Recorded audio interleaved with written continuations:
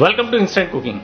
Today I am making blueberry muffin. Other ingredients is 125 grams of all-purpose flour, butter, eggs, baking powder, baking soda and vanilla essence. In a bowl, take eggs, 4 eggs, add vanilla essence and beat it for 10 minutes.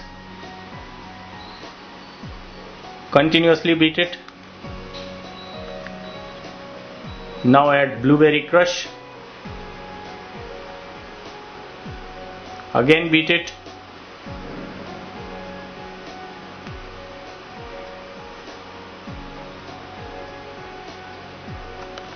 Now in a strainer add 125 grams of maida or all-purpose flour.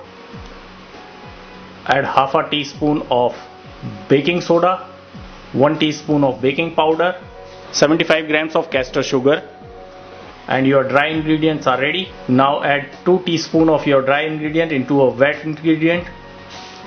So our batter is ready. Now we will pour it into a mold and on 180 degrees Celsius preheated oven we'll bake it, and our blueberry muffin is ready. Thank you.